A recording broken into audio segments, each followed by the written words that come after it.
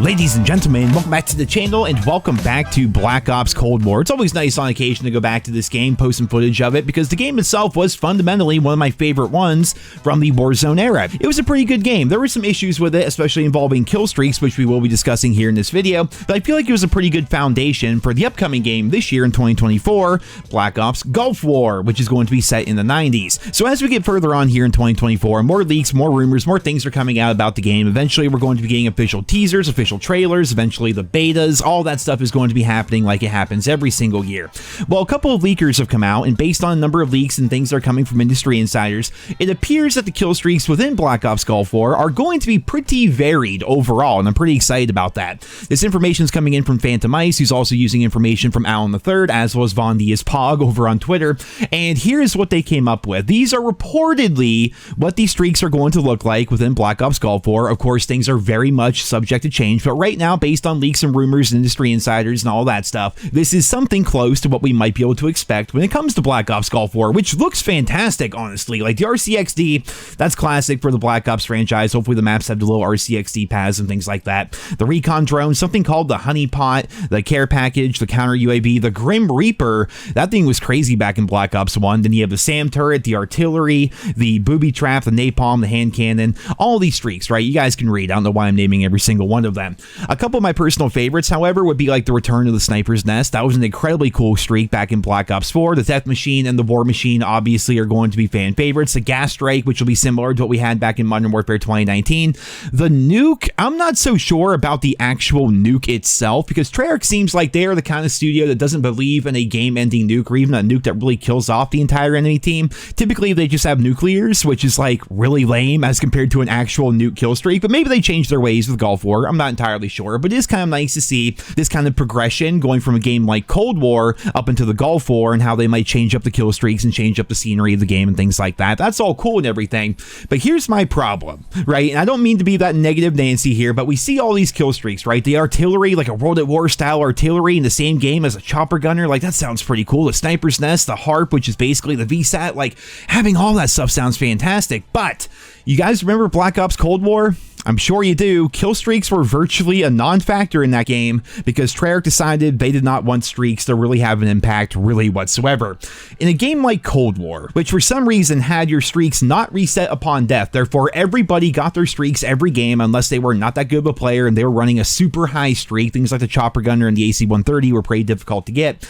But in general, if you were a good player, you played the objective, you got your kills, you got your streaks every single game. You didn't have to worry about them. If you were on a 5-kill streak, who cares? If you died, doesn't matter. Like, you just get your streaks eventually no matter what.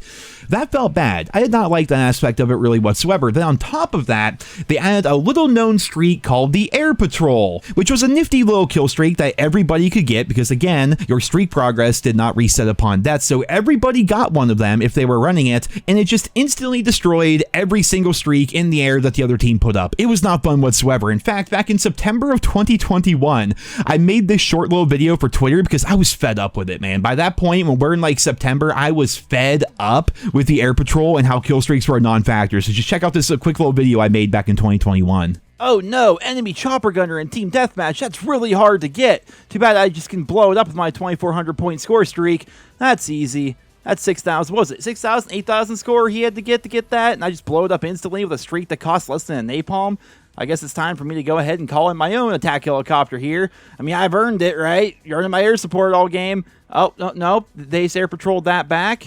Oh, this game's fun. It's really fun. Like, streaks just aren't allowed to be used. And that's really how most matches in Cold War went. I mean, there's at least 2 or 3 people on each team always running the Air Patrol, and as such, if anything higher than like a UAV gets put in the sky, they just blow it up, and then they hold on to it the entire game, waiting for that one big streak to go up in the air. So even if you're like at the very end of a match, and you're like, okay, maybe they used their Air Patrols already, maybe now I can call in my Chopper Gunner or whatever it may be. Oh no, they're saving it. They will wait to the very last second to call it in just to get the XP, but in general, they always had an Air Patrol ready to go unless you popped off ridiculously at the very beginning of a match. I'm hoping that Treyarch learned their lesson from Black Ops Cold War. I've said it time and time again, but one of the things that got me personally into COD, and everyone's different, leave your experiences down there in the comments, but one of the things that got me into COD were the basic streaks that we had back in Call of Duty 4 and World at War. It was simple, man. UAV, airstrike, attack helicopter. In World at War, we had the recon spy plane, the artillery, and the attack dogs, and interestingly enough, there's no dogs anywhere on on this image right here. I do hope that Treyarch adds them into the game because, again, I feel like dogs are an iconic streak when it comes to the Black Ops universe. But even back then, calling in that attack helicopter, calling in that airstrike, the artillery in World at War was a 5-kill streak, but it shook the whole map and it was so impactful and it felt really good. That was fantastic. Like, kill streaks were kind of what separated COD from a bunch of other games. And then when the OG Modern Warfare 2 came out, dude, do I need to remind you guys about the Pavlo, the Harrier, the AC-130, the Chopper Gunner, the emergency airdrop, which was really cool even? Like, all the streaks in that game were so fantastic. They were so rewarding. It was a big part of every single COD title. And most importantly, it added really organic audience retention to the game. You guys know Activision loves talking about player retention, audience retention, and whatever. Well, let me tell you how when kill streaks are an actual factor in your COD title, and you're in a 5-kill streak, you're in a game of domination, you're on a 5-kill streak, you're 2 kills off of your Harrier or where the streak may be, you know, your heart's fluttering a little bit, you're getting intense, you're leaning forward in your chair, you're excited, you're engaged with the game. Every single kill becomes that much more impactful, and you're really hoping that you can get that Harrier because that Harrier is going to get you a ton of kills that might help you get your AC-130 or whatever. Like, kill streaks made COD feel fantastic to me. And I see the comments in my videos, especially here within Modern Warfare 3, where people are saying, why does he run these goofy streaks? My streaks are UAV, the precision airstrike, and then the sentry gun. Like, really basic, boring kill streaks, right? And people ask me why I do that, whether it's in the comments in my videos or even when I'm live streaming COD. And the answer is very simple.